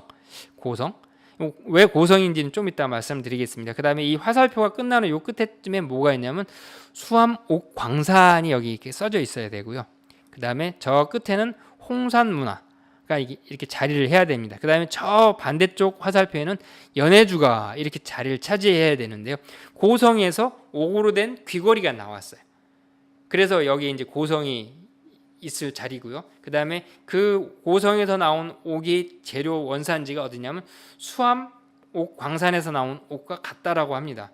근데 왜 저 위에 홍산문화라고 적었냐면 홍산문화에서 나온 옥 귀걸이가 이 수암옥 광산에서 나온 옥과 똑같은 옥, 이 고성에서 나온 옥과 같은 옥으로 만든 귀걸이가 발견이 됐어요. 그래서 이 그림이 그런 의미를 갖고 있고요. 저 연해주는 뭐냐면 저 연해주 지역에 이 수암옥으로 만든 그 옥 제품을 생산하는 공방 같은 유적들이 발견이 됩니다. 그래서 연해주부터 고성으로, 그 다음에 수암으로, 홍산으로 이 하나의 어떤 같은 문화권, 같은 네트워크를 갖고 있는 게 아니었을까라고 추정을 해서 이 지도가 이제 나온 건데, 왜 그럴까요? 왜 지도에다 지명이나 글자는 하나도 없이 뜬금없이 수수께끼 마냥 이렇게 화살표만 그려놓고 말하는지 이해할 수가 없지만, 또 한편으로는 뭔가 이런 어떤 찾아가는 즐거움, 혹은 이 숨은 사실을 밝혀내는 즐거움을 주기 위해서 혹시 그랬는지도 모르겠습니다.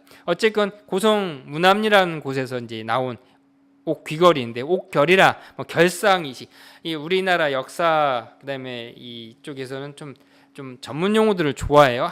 한자로 만든 전문 용어들이 하도 많아갖고 이것을 설명할 때 좀 어려운데, 뭐 옥결이니 결상이식이니 뭐 여러 가지 말들이 있는데, 쉽게 얘기하면 옥귀걸이에요. 그래서 이 귀걸이 이제 재현한 그림 보면 귀 이렇게 구멍 길게 뚫어갖고 꼽아놓는 식으로 그리는데, 사실은 옥결이라고 하는 것은 이 틈으로 이렇게 끼우는 겁니다.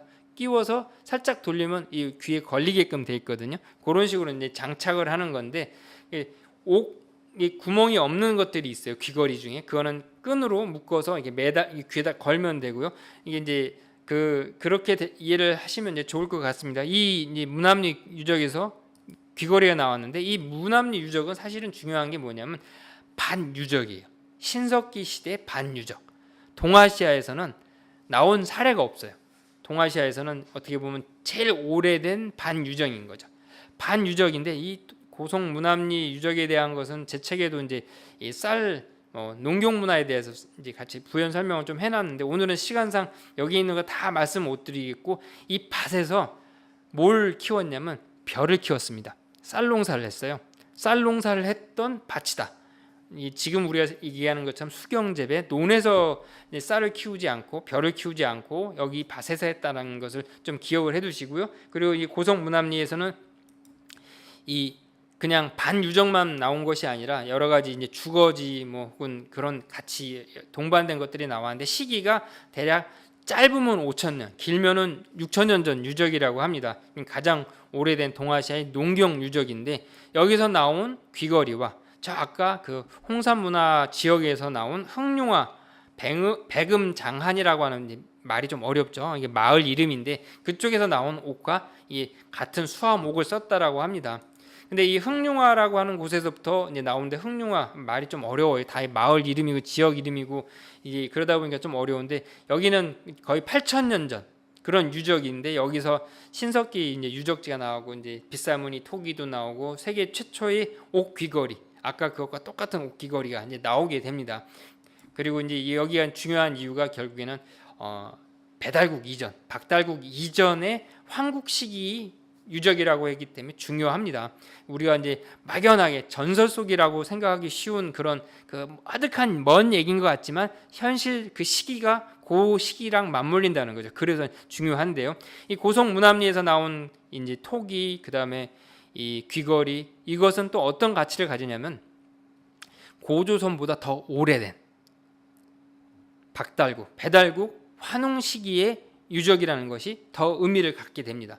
제가 아까 말씀드렸듯이 이 고성 문암리라고 하는 이 유적은 단순하게 저 강원도 그냥 변두리에 있는 그런 유적이 아니라, 거기서 나온 옥귀걸이 때문에 연해주와 그 다음에 강원도 고성과 그리고 수암과 그리고 저쪽 홍산문화까지 이 긴 어떤 네트워크, 긴 벨트를 형성하게 되는 이 문화권역을 상징을 하기 때문에, 그래서 더 중요합니다.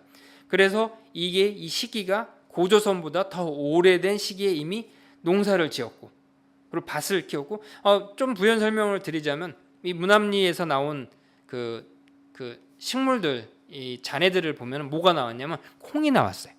근데 콩이 어떤 역할을 했냐면, 땅의 지력을 회복시킨다고 해서 이 땅의 힘을 돋우기 위해서 일부러 야생콩을 키웠던 그런 흔적이라고 합니다.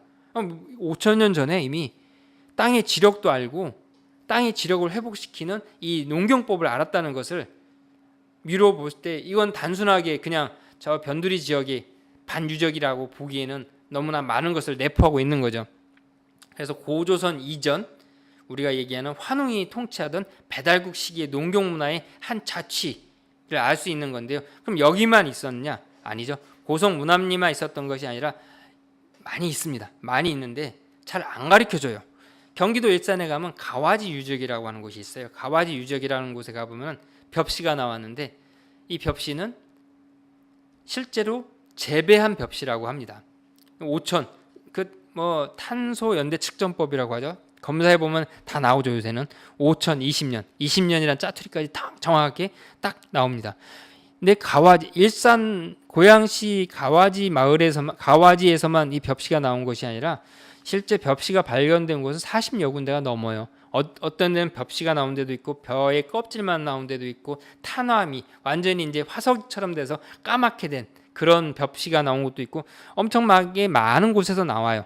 시기도 생각보다 옛날부터 이런 거. 그리고 또 이제 뭐 최종 완결판이죠. 17,000년 전 충청도 청원에는 소로리 벽시까지 나와서 이렇게 외국 언론에 대서특필할 정도로 이렇게 옛날부터 농경 문화가 발전되어 왔는데 지금도 박물관 가보면 우리나라 농경 문화는 3,000년 전에 시작됐고 청동기가 제 3,000년 전에 들어와서 그때부터 농경 문화가 시작되고 구구절절 우리나라의 농경 문화는 한참 뒤에 뭐 남방에서 전래가 됐다, 벼가 전래가 됐다, 뭐 중국에서 영향을 받았다, 뭐 이러한 그 수많은 썰들로 진실을 가리고 있는데 사실상은 생각보다 더 오래전부터 농경 문화가 있어 왔다는 거죠. 뭐 17,000년 전 소로리 벽시 인정 안 하고 싶다라고 하면은 적어도 가와지 벽시만큼은 인정을 받아야 되거든요.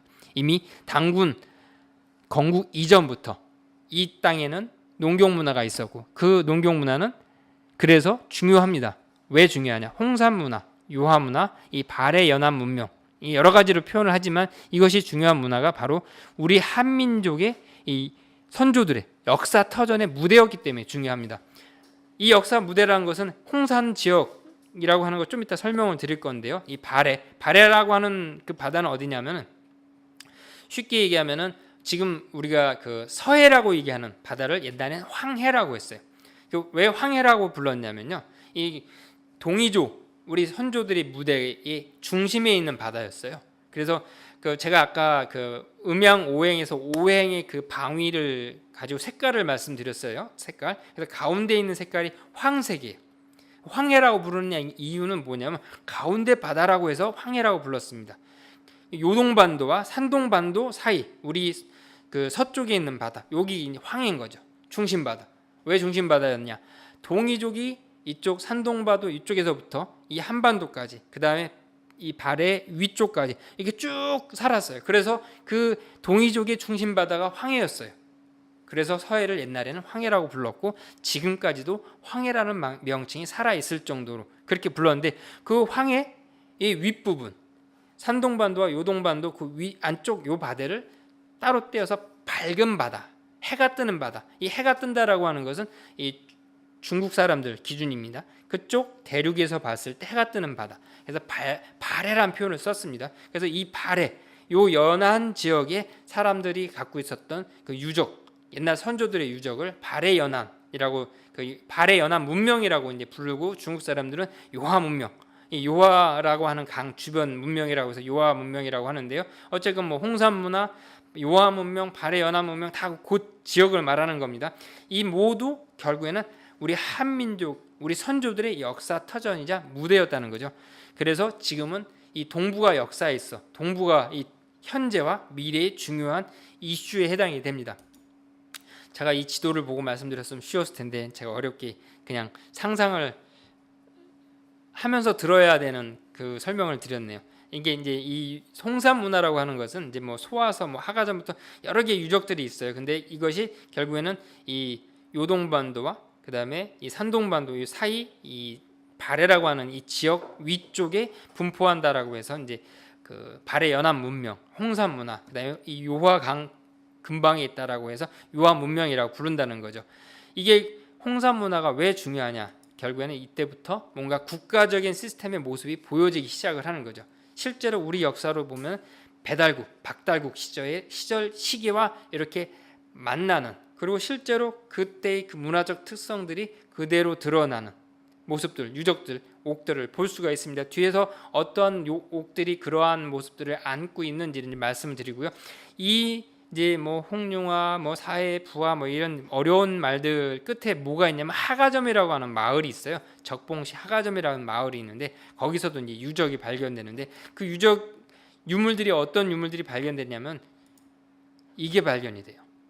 딱 보니까 아시겠죠? 지난 시간에도 간단하게 이제 불의 검, 횃불검이라고 제가 말씀을 드렸던 그 검이 발견이 된 거죠. 고조선식 청동검.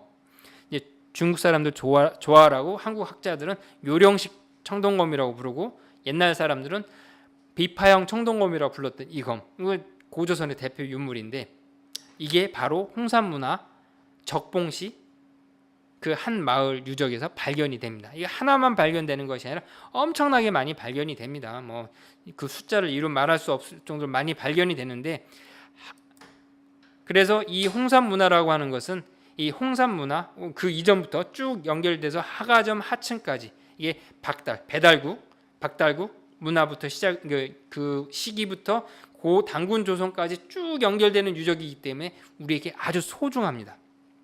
그래서 이 시간에 옥이라고 하는 소재, 제 책을 읽어보시면 알겠지만 왜 옥 이야기를 하느냐? 사실 그 옥 이야기의 그 끝에 이 홍산 문화가 있기 때문에 옥 이야기로 이제 이야기를 시작을 했습니다. 옛날로 거슬러 올라갈 것도 없이 80년대까지만 해도 중국 사람들이 생각하는 상고시대 세계관, 그 영역관은 이 지도와 같았습니다. 이 지도 보시면은 초록색으로 되어 있는 부분이 하화족이라고 이제 써 있는데요. 이게 결국에는 우리가 얘기하는 차이니즈, 중국 사람들이 생각하는 자신들의 영역이었어요. 그리고 그 밑에는 묘족, 지금은 저 멀리로 쫓겨난 묘족, 만족, 그 다음에 오른쪽 태산, 산동반도는 동이족의 영역이었습니다. 그래서 옛날 우리 지도에도 보면은 옆에 있는 지도 보시면은 황허라고 하는 글자 여기 영역, 산동반도 영역을 동이족이 분포 지역이다라고 애매모호한 표현을 써갖고 이렇게 지도를 그렸어요. 근데 이 지도를 알고 보면 참 웃기는 지도인 게 사실은 조선 총독부에서 이렇게 칼질한 우리 역사를 칼질한 역사관을 그대로 답습한 지도입니다. 무슨 말이냐면 오른쪽 지도를 보시면 제일 밝은 부분만 고조선이에요. 동이족이 분포한 지역은 고조선이 아니에요. 요 지역만 고조선이라고 요새 단정을 짓고 있습니다. 그렇게 가리키고 있습니다. 그리고 저 밑에 지지난 시간에 배웠던 고인돌이 많이 나왔던 지역도 고조선이 아니라고 가리켜요. 뭔데요, 그럼? 고인돌, 청동검, 이 고조선의 대표 유물인데도 불구하고 조선 총독부가 한국을 지배하기 위해서 역사관을 칼질한 그 내용을 그대로 우리 아이들한테 가르치고 있고 이런 지도를 박물관에 떡하니 제시를 해서 고조선은 여기만 고조선이야 라고 가르치고 있습니다. 그리고선 청동검이 나오는 수많은 지역들을 외면을 하고 있는 거죠. 실제 홍산문화의 지역은 여기이기 때문에 제가 오늘 말씀드렸던 배달국, 박달국, 그 다음에 이 단군조선으로 쭉 연결되는 그 중심 지역 중에 하나였는데도 불구하고 우리는 외면을 하고 있는 거죠. 이게 뭐냐? 홍산문화 딱 얘기를 중국 사람들이 70년대부터 발굴하기 시작해서 80년대부터 관심을 갖고 연구를 하기 시작을 해서 90년대 동북공정을 합니다. 그래서 결국에는 고조선, 고구려, 백제 이제부터 중국 거라고 교과서도 만들고 학술 발표도 하고 외국 박물관 유물들도 기증을 하면서 이렇게 선전을 하고 다니고 있어요. 그러니까 이제 우리나라 소장 학자들, 뛰어난 학자들은 배달과 고조선이 홍산 문화의 진짜 주인공이다라고 주장을 합니다. 근데 한국 학계에서는 일단 모르세. 잘 모르겠는데 별로 관심 없는데 엄청 소극적으로 외면을 하기 시작을 합니다. 그리고 수많은 언론, 수많은 학계, 수많은 사람들을 동원해서 도리어 고조선이 없다라고 가리키는 그런 작금의 사태에 이르고 있습니다. 그러니 홍산 문화 별로 관심 안 기울이죠. 뭐 이게 단적인 예가 바로 이제 이게 있습니다. 동북아 역사재단이라고 하는 단체가 있어요. 이 단체를 탄생시킨 배경은 이 동북공정이 나오니까 동북공정에 대항을 해서 그들의 논리를 부숴내고 우리 역사를 지키겠다라는 논리를 시작을 했는데 지금은 어느 수준에 이르렀냐면 잘 아시는 내용 있잖아요. 독도의 울릉도 옆에 점도 하나 그 역사지도에 찍지 않았던 단체가 동북아 역사재단이었고요. 그리고 이런 보고서가 있어요. 한중 공동 학술 조사 보고서, 그 홍산 문화의 하가점이라고 하는 그 마을에서 나온 유적을 이제 그 같이 조사한 보고서인데, 여기 보면은 청동검에 대한 설명 부분에 이렇게 적어놓고 있습니다. T자 꼴 자로 달린 비파 꼴 날칼날, 그래놓고선 옆에다 뭐라고 적어놨냐면 춘추중기. 춘추중기. 우리나라에 춘추가 있었나요? 춘추 전국시대라고 하는 중국시대의 시기를 이렇게 박아놓고 있어요. 물론 한중 공동조사니까 중국 사람들은 자기네 역사 기준으로 춘추 중기라고 적을 수 있어요. 근데 한국 사람이라고 하면 고조선 뭐 후기 이런 말을 적어 넣어야 되는데 똑같이 춘추 중기라고 적고 있습니다. 이걸 볼 때 동북아 역사재단 학자들에게 고조선이 없는가라고 하는 질문을 한번 던져보고 싶을 정도로 고조선이라고 하는 것 자체, 단군조선이라고 하는 뇌 속에 영역이 얼마나 되는지 질문을 던지고 싶을 수준으로 지금은 이런 상태입니다. 홍산문화 관심 없겠죠. 그러니까 저 같은 사람이 이 책에다 이 홍산 이야기를 적을 수밖에 없는 이 한심한 상황이 처한 거죠. 홍산문화 이 이야기를 할 때 꼭 같이 얘기를 하고 싶은 것이 만리장성 이야기를 이제 같이 하고 싶습니다. 만리장성 진짜 말린지는 제가 재보지 않아서 말린지는 모르겠어요. 어쨌건 이제 장성이죠. 장성, 진짜 장성. 이 장성에 대한 이야기, 이제 역사 그 이야기를 이제 가만히 좀 생각을 해보면은 적봉 여기 있고요. 만리장성은 저 밑에 있죠.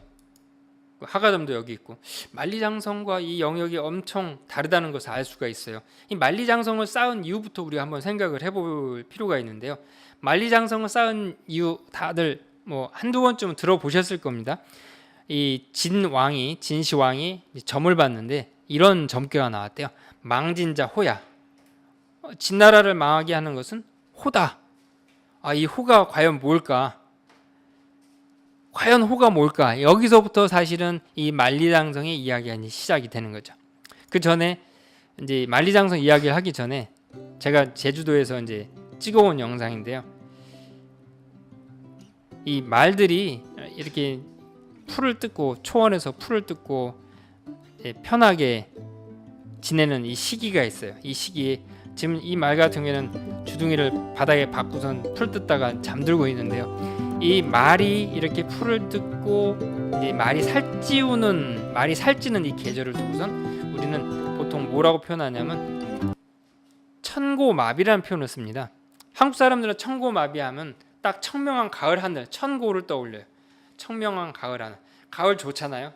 이제 무더위도 지나가고 이제 추석도 얼마 전이고 그다음에 과일도 이렇게 있고 추수하기도 얼마 직전이고, 그래서 천고마비하면 참 좋은 이미지를 갖고 있는데 옛날 중국 사람들 한족들은 천고마비는 사실 두려운 이야기였어요. 왜 두려운 이야기였냐면 중국의 북방에 살고 있는 혹은 동북방에 살고 있는 여러 기마민족들이 말이 살쪘으니까 이제 다음 할 일은 뭐냐면 말 타고 쳐들어 내려오는 일밖에 없거든요. 그러니까 천고마비라고 하는 말 자체는 한국 사람들한테는 청명한 가을, 좋은 계절을 상징하는 말이지만 그들에게는 두려움, 외적의 침입이 있을지도 모르겠다라고 하는 일말의 두려움을 갖는 그런 단어였어요. 그래서 초원의 민족들이 침입하고 약탈하는 어떤 전쟁의 시작을 알리는 그런 단어였던 거죠.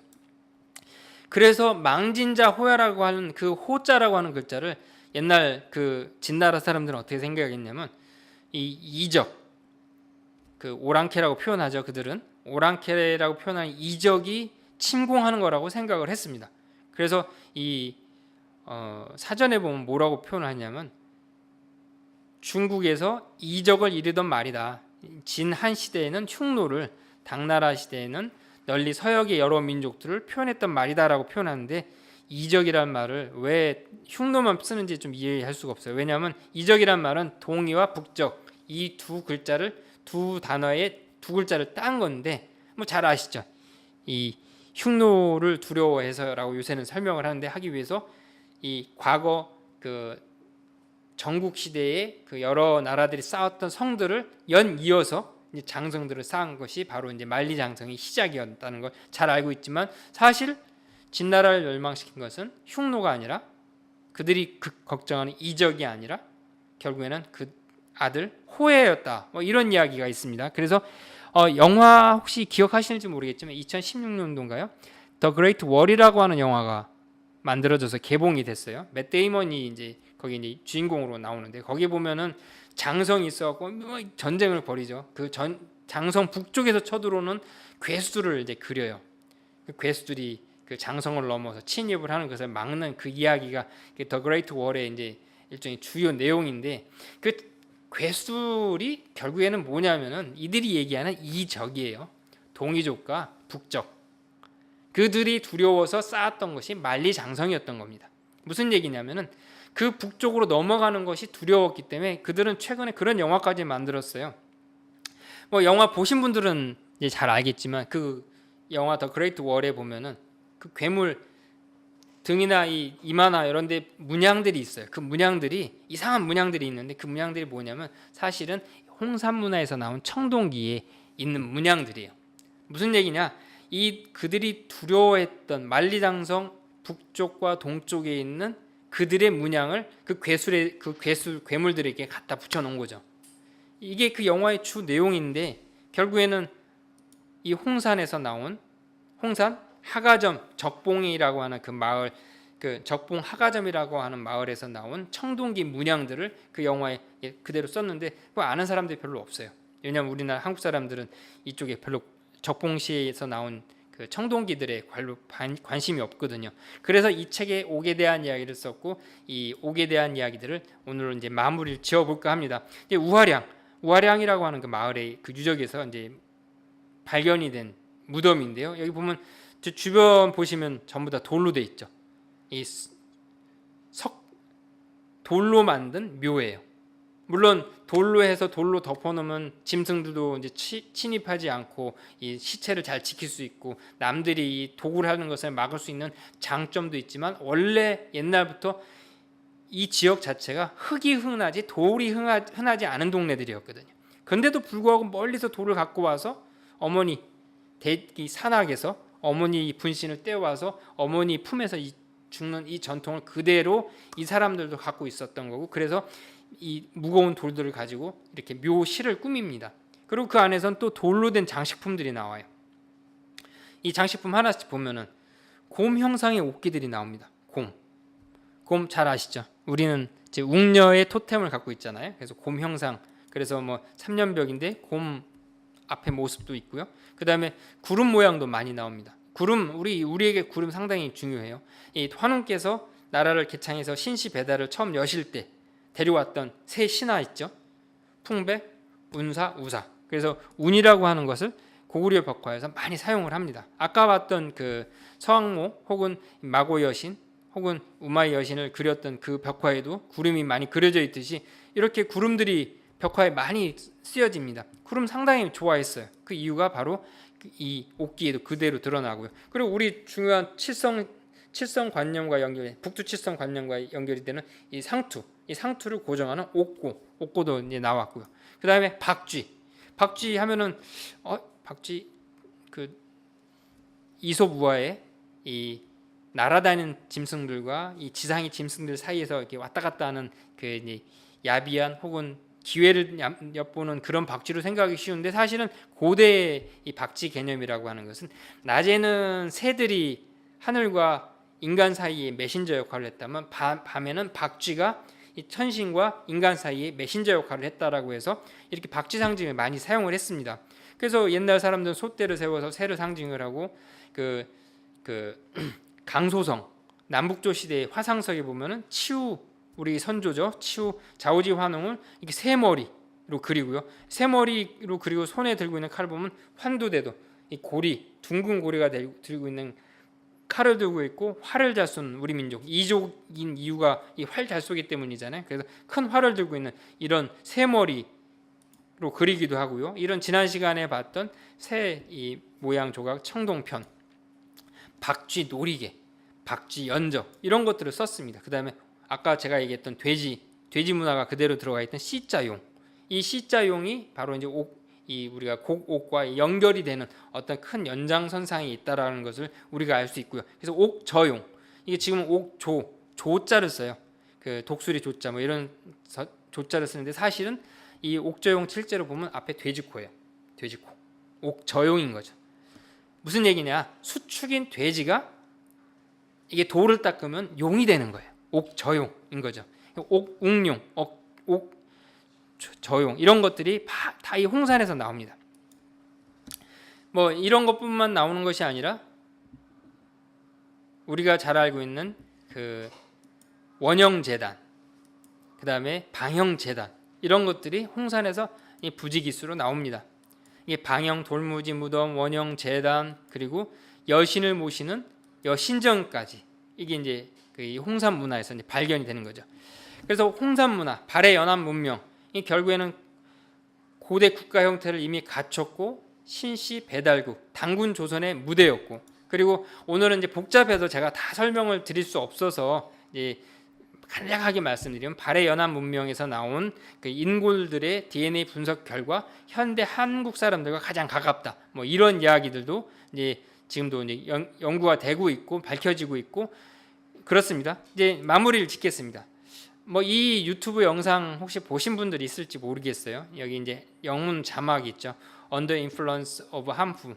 뭐 한복은 명나라 한푸의 영향을 받은 것이다. 그래서 중국 거기다. 뭐 이런 유튜버 주장이 시끄러웠잖아요. 그래서 중국 예능에 보면 한복 입고 한국 부채춤 추고 뭐 난리도 아니에요. 한국 이 한국 거를 갖다가 이제 한복을 중국 거로 이 외치는 주장하는 그런 것이 이제 뭐 아주 공공연하게 노골적으로 지금도 벌어지고 있고 뭐 중국 사람들은 보지도 못한다는 구글 유튜브에다 열심히 김치 담는 영상 담아서 올려갖고 파우차이 한 종류다, 김치 한 종류다 이 주장하는 유튜버도 존재를 하고 이 장면은 중국 예능 장면이에요. 한복 입고 김치 볶는 이 장면을 한국 사람들 한 명도 없습니다.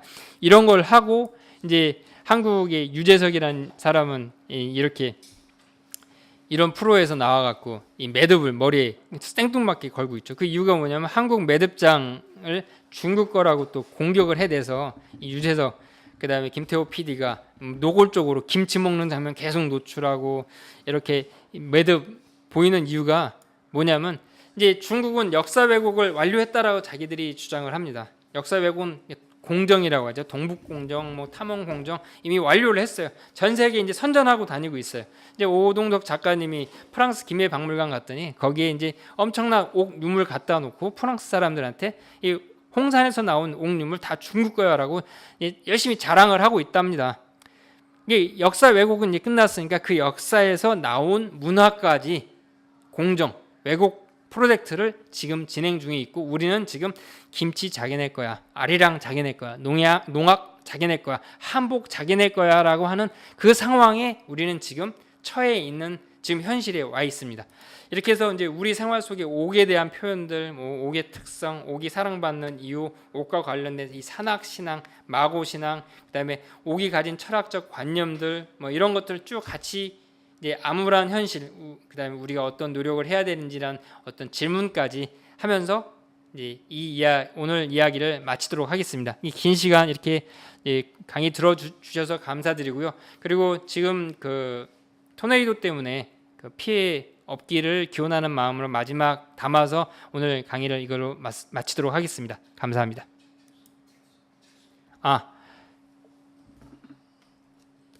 뭐 책 소개로 마치겠습니다. 이 책 아마존에서 많이 구입해 주시기를 다시 한번 좀 부탁드리면서 아마존에 댓글 이제 책 리뷰도 이게 재밌게 달아주시면은 고맙겠습니다. 이것으로 마치겠습니다. 감사합니다.